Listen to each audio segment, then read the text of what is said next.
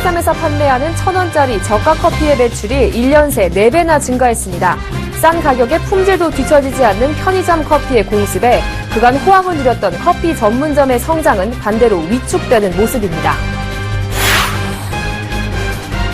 로봇이 개인의 자산관리 전략을 짜주는 로봇 어드바이저 서비스가 금융시장의 새로운 패러다임으로 떠오르고 있는 가운데 쿼터백 투자자문이 국내 최초로 로봇 어드바이저 공모펀드를 출시합니다. 미국의 전기차 업체 테슬라의 모델3 사전 예약량이 개시 36시간 만에 25만 대를 넘어섰습니다. 우리 돈으로 12조 원의 판매고를 올린 것과 같습니다. 올해 1분기 주택담보대출 증가율이 1년 전과 비교해 절반 수준으로 떨어지는 등 증가세가 급격히 꺾였습니다.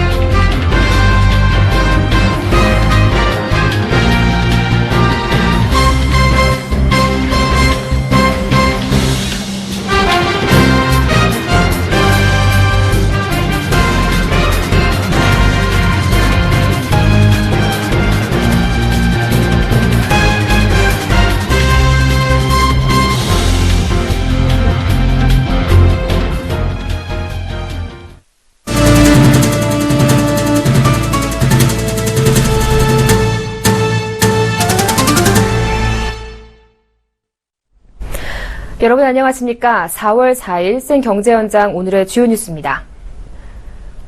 창립 62주년을 맞은 산업은행이 정책금융기관으로서의 정체성을 강화합니다. 이를 위해 기업의 해외 진출 지원을 강화하는 등 정책금융을 확대하기로 했습니다. 이보경 기자가 전합니다.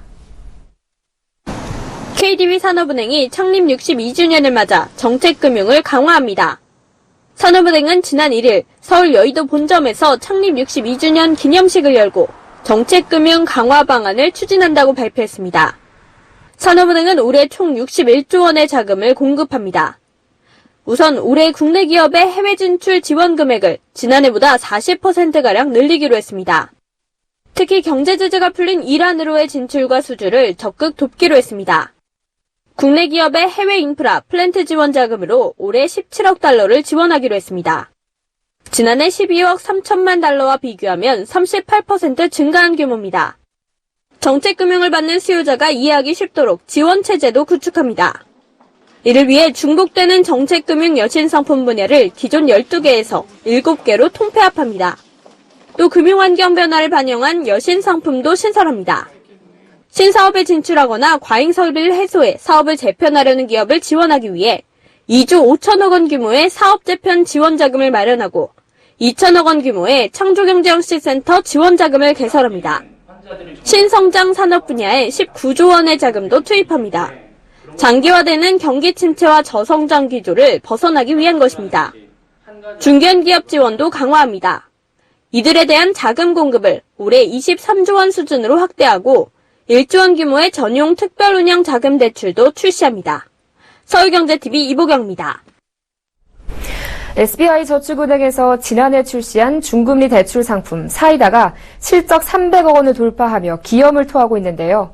이를 기념하기 위해 SBI저축은행에서 시민들에게 진짜 사이다를 나눠주는 이색 이벤트를 펼쳤습니다. 김성훈 기자가 현장에 다녀왔습니다. 프로야구 개막전이 있었던 지난 2일 잠실야구장. 오가는 사람들의 손에 처음 보는 사이다병이 들려 있습니다. SBI저축은행에서 지난해 12월 출시한 중금리 대출 상품 사이다의 실적 300억 원 돌파를 기념해 배포한 진짜 사이다입니다. 대출 금액 한도 3천만 원, 평균 대출 금리가 9.8%인 사이다는 지난 3월 14일 기준 출시 55영업일 만에 누적 실적 305억 원을 돌파했습니다. 월 평균 실적은 110억 원에 달합니다. 이 같은 인기에 힘입어 실적 향상에 박차를 가하기 위해 지난 4월 2일을 사이다 데이로 정하고 시민들에게 진짜 사이다를 무료로 나눠주는 이색 이벤트를 개최한 겁니다. 잠실야구장, 문학경기장을 시작으로 앞으로 3개월 동안 강남, 여의도, 시청 등 서울 내 유동인구가 많은 주요 사무실 밀집 지역, 지하철역 등을 선정해 게릴라 이벤트를 진행할 예정입니다. 이번 기회를 통해 가지고 보다 많은 고객분들이 저희 사이다를 알게 되고 많이 사용하기를 바라는 마음에 이런 이벤트를 준비하게 되었습니다. 오프라인 이벤트 외에 SNS를 통한 마케팅도 진행할 계획입니다. 사이다가 필요한 재미있는 이유를 올리면 추첨을 통해 진짜 사이다를 보내는 방식입니다. SBI저축은행이 이처럼 다양한 마케팅을 시도하는 이유는 TV 광고 제한 때문입니다. 현재 저축은행들은 평일에는 밤 10시부터 오전 7시까지, 오전 9시부터 낮 1시까지, 토요일과 공휴일에는 밤 10시부터 오전 7시 사이에만 TV 광고를 할 수 있습니다.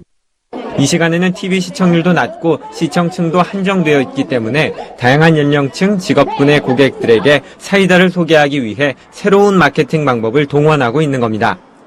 고객과 다양한 접점을 만들어가기 위한 SBI저축은행의 마케팅이 사이다 실적 향상에 더해 저축은행 이미지 개선에도 도움이 될 것으로 기대를 모으고 있습니다.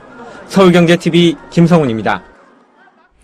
한국토지주택공사 LH가 지난 2009년 토지공사와 주택공사 통합 이후 최대 경영실적을 달성했습니다.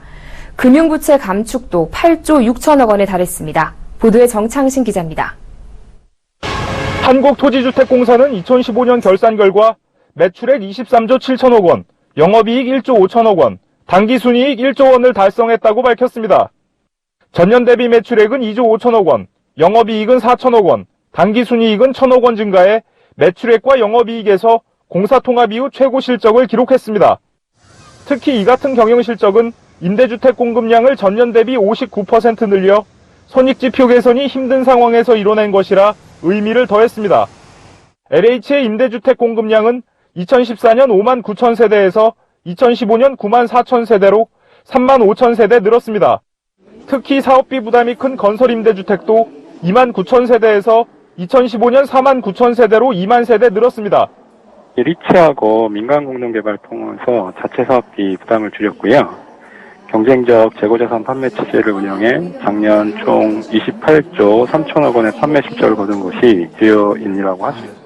총 부채는 전년 말과 비교해 3조 7천억 원 감소했습니다. 특히 부채 중 이자를 부담하는 금융부채는 공사 통합 이후 최초로 89조 9천억 원으로 떨어졌습니다. 2014년 7조 2천억 원, 2015년 8조 6천억 원 등 2년간 총 15조 8천억 원의 금융부채를 줄였습니다. 번 돈 범위 내에서 쓰자는 현금 흐름 중시 경영과 대금 회수 범위 내에서 사업비를 투자하는 선순환 사업 구조가 정착된 결과로 분석됩니다. LH는 지난달 취임한 박상호 신임 사장 지휘하에 선순환 사업 구조, 사업 방식 다각화 등 부채 감축을 위한 경영 혁신을 이어나간다는 방침입니다. 서울경제TV 정창신입니다. 네, 요즘은 편의점에서도 원두커피를 팔고 있죠. 맛은 유명 커피 전문점과 비교해 차이가 없는데 가격은 1,000원입니다. 이처럼 편의점이 저렴한 커피를 선보이면서 매출도 1년 사이에 껑충 뛰었는데요. 반면 호황을 누렸던 커피 전문점들은 편의점의 저가 커피 공습 대책 마련에 고심하고 있습니다. 한지희 기자가 보도합니다. 서울 소공동의 한 편의점. 버튼을 누르고 40초를 기다리자 맛있는 원두 커피가 나옵니다.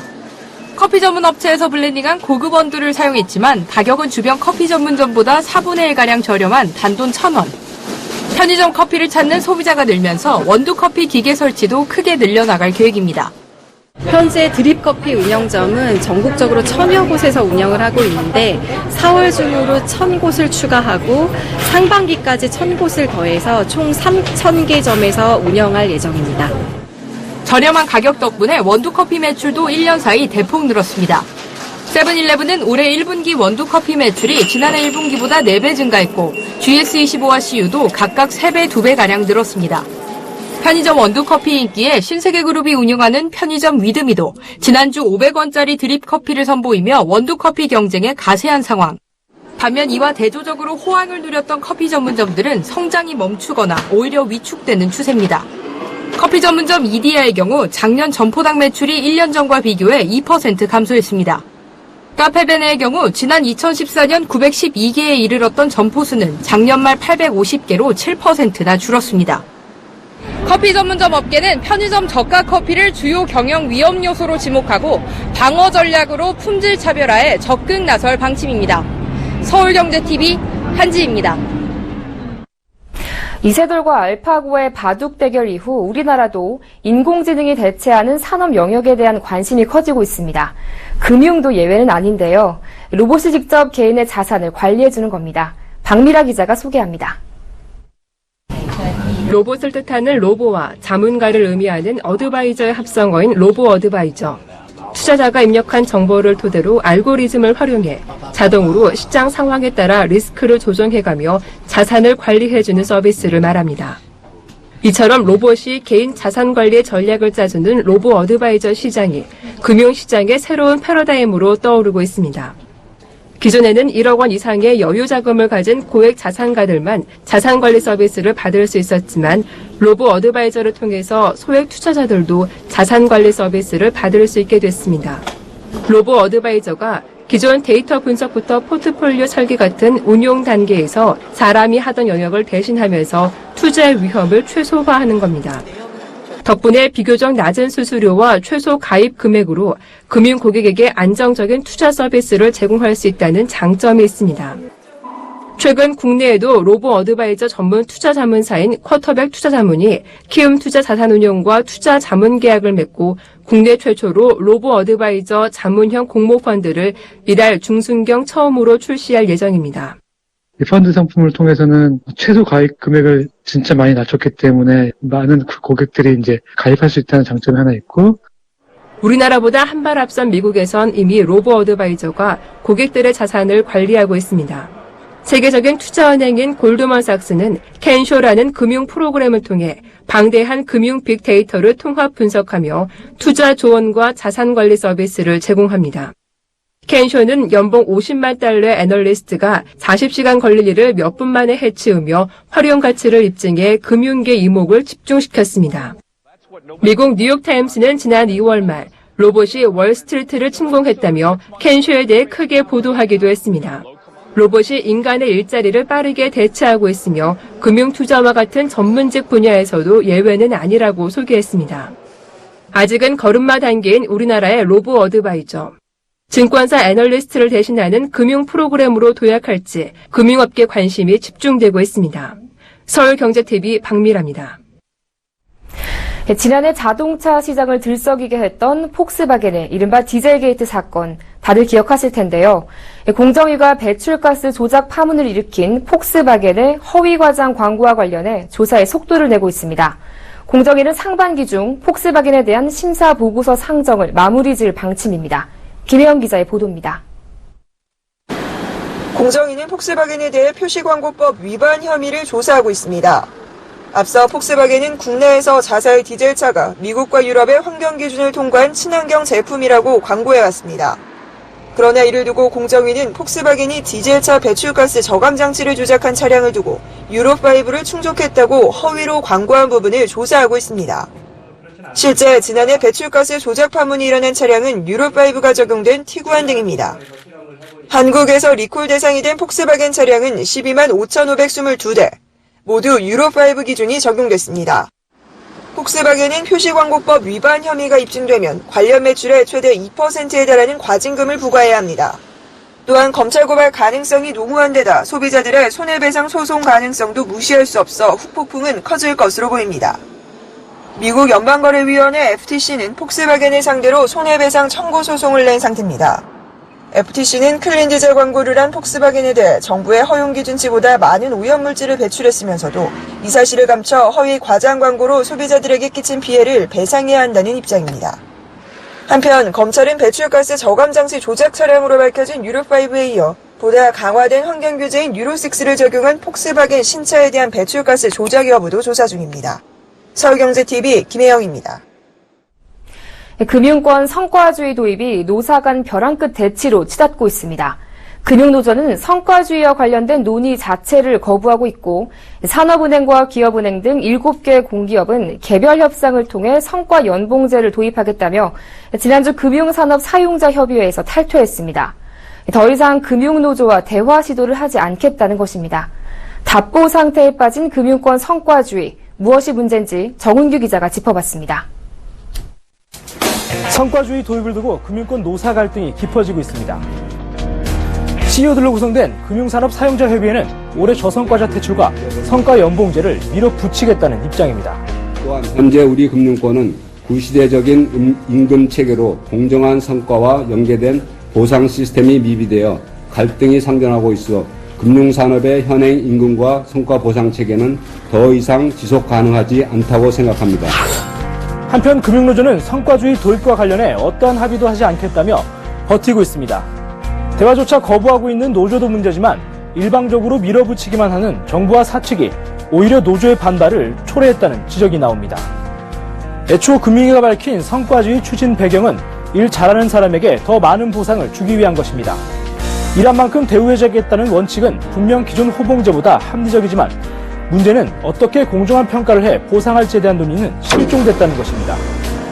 일 잘하는 기준이 명확하지 않은 성과주의는 오히려 조직 내 불신만 키우고 조직의 효율성을 떨어뜨립니다. 프로야구팀 LG 트윈스의 사례를 보면 성과주의는 무엇보다 구성원들이 수긍할 수 있는 기준이 중요하다는 것을 알 수 있습니다. LG 트윈스는 2010년 겨울부터 개인 고과의 팀 승리 기여도를 반영하는 이른바 신연봉제를 도입했습니다. 문제는 야구에는 다양한 포지션이 있는데 보직에 따른 팀 승리 기여도 산정이 공평하지 못하다는 것입니다. 선수들은 노력에 따른 보상에 의문을 갖기 시작했고 LG 트윈스는 연봉 협상에 어려움을 겪고 있습니다. 지난해에도 LG 트윈스는 연봉 협상을 프로야구 10개 구단 중에 가장 늦게 끝마쳤습니다. 구단에서 신연봉제를 도입했던 이유는 내년 우승을 다퉜던 90년대 중반을 재현하기 위함이었지만 이마저도 뜻대로 되지 않았습니다. 그나마 프로스포츠 세계는 성과에 따른 보상에 익숙하고 평가 기준도 명확한 편입니다. 그렇다면 금융권에서 일 잘하는 기준은 뭘까? 최근 분위기를 보면 영업만이 최고의 미덕인 듯 보입니다. KB 하나은행은 올 초 특별 승진을 단행하며 이들에게 마케팅 영웅이라는 칭호까지 부여했습니다. 또 성과주의를 핑계로 은행들이 노골적인 실적 할당을 하고 있는 것도 문제입니다. 최근 금융권을 몰아친 ISA 출시를 전후해서는 직원 한 명당 100자 내외의 실적 할당이 이루어졌고 지인 리스트를 작성해 제출하는 일이 버젓이 벌어졌습니다. 하지만 금융당국은 이를 성과주의라 생각하는지 별다른 조치를 하지 않고 있습니다.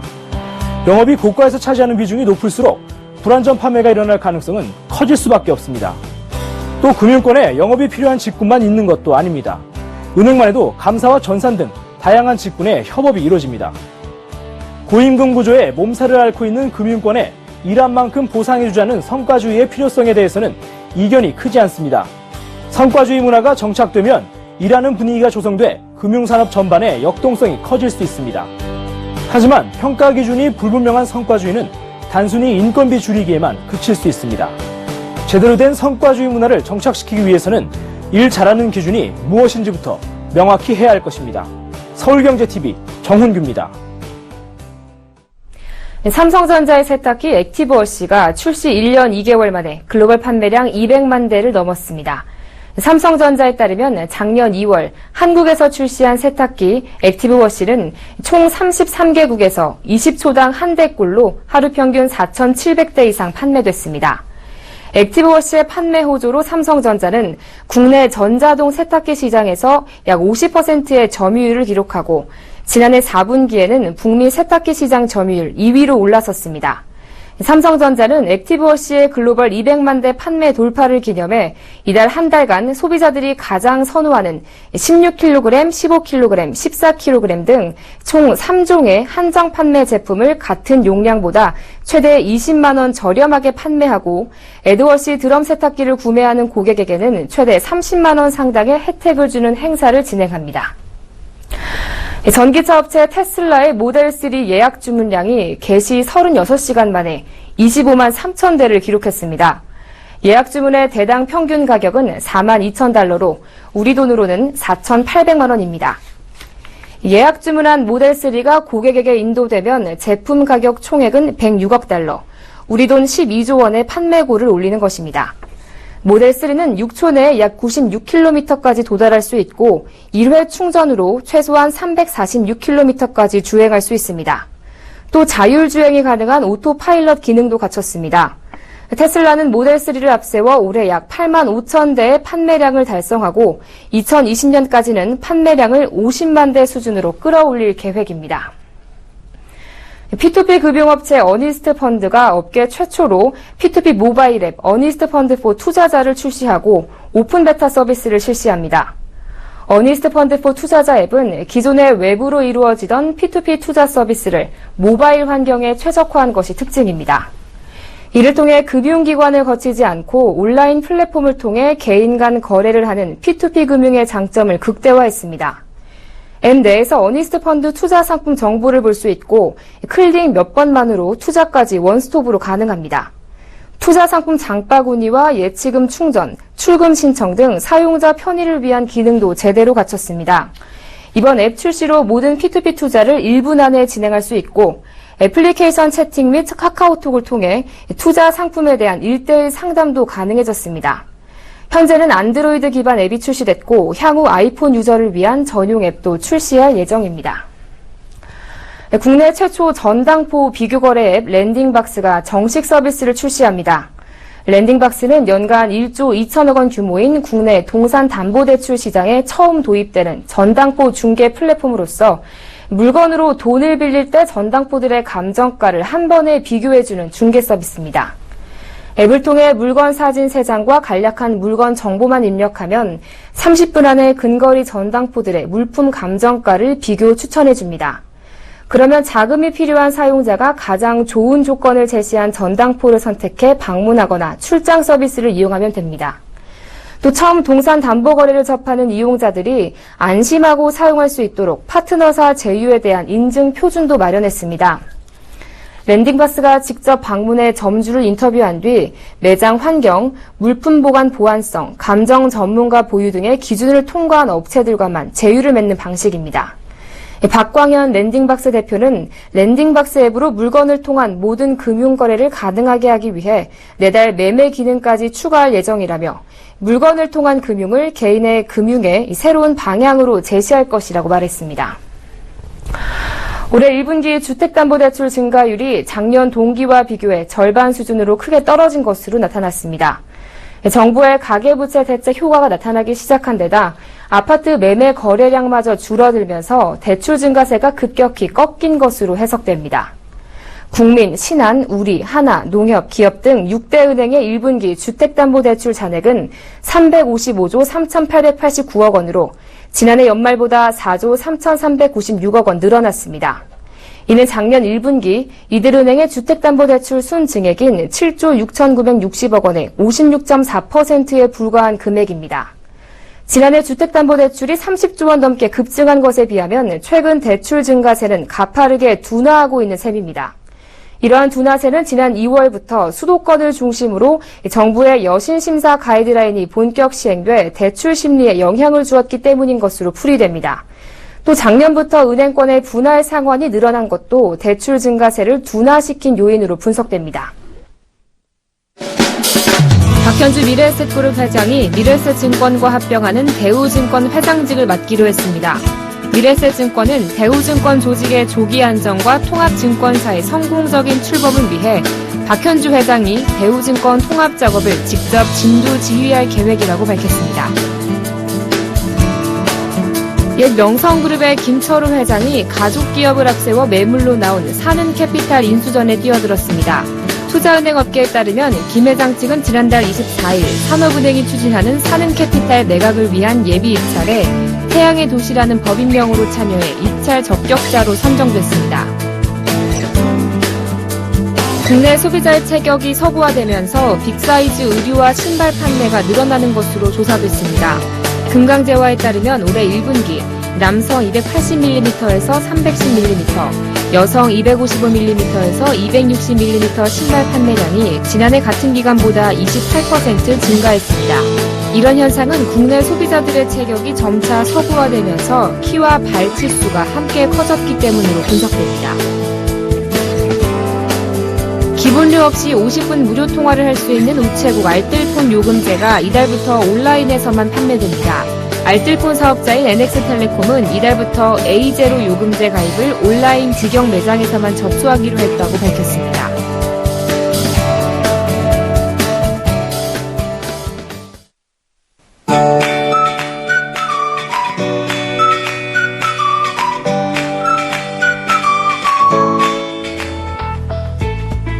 안녕하세요. K웨더 라이프스타일 예보 첫입니다. 내일은 비배경에서 보시다시피 날이 화창한 가운데 한낮에는 따뜻하겠습니다. 특히 서울은 한낮에 20도까지 오르겠는데요. 불의 사용을 금하고 찬 음식을 먹는다는 한식의 풍습을 행하기 좋겠고요. 식목일답게 나무 심기도 좋은 날씨가 되겠습니다. 서울이 20도 등으로 오늘보다 조금 높은 기온 분포를 보이겠고요. 대구는 21도로 오늘보다 크게 오르겠습니다. 한낮에는 이렇게 따뜻하겠지만 큰 일교차에 건강관리에 유의하셔야겠습니다. 이 시각 위성 영상입니다. 현재 중부지방은 대체로 맑고요. 남부지방은 대체로 흐린 가운데 약하게 비가 내리는 곳이 있는데요. 이 비는 저녁에 곧 그치고 내일은 서해상에 위치한 고기압의 영향을 받아 남부지방도 아침부터 점차 맑아지면서 전국에서 맑은 하늘이 드러나겠습니다. 여기에 안정된 고기압권 내에서 정체하고 축적되는 대기 오염물질이 다소 증가하겠지만 그 양이 많지 않은 데다 오늘 원체 대기가 깨끗했던 터라 내일도 대기질이 평상시 수준을 나타내겠습니다. 그럼 자세한 지역별 내일 날씨는 나절 예보를 통해서 살펴보겠습니다. 중부지방 대체로 맑겠습니다. 낮 기온 서울, 대전 20도, 춘천 21도로 오늘보다 높겠고요. 예년보다도 높겠습니다. 강원 동해안은 대체로 맑겠고요. 경북 동해안은 흐린 하늘을 보이다가 오전 중에 점차 맑은 하늘을 되찾겠습니다. 남부지방은 흐리다가 아침부터 점차 맑아지겠고 한낮에 대구 21도까지 오르면서 따스하겠습니다. 바다의 물결은 동해상에서 최고 2.5m로 다소 높게 일겠습니다. 당분간 예년보다 따뜻한 날씨가 이어지겠고요. 모레 수요일과 목요일 사이에는 전국에 비 소식이 있습니다. 날씨였습니다.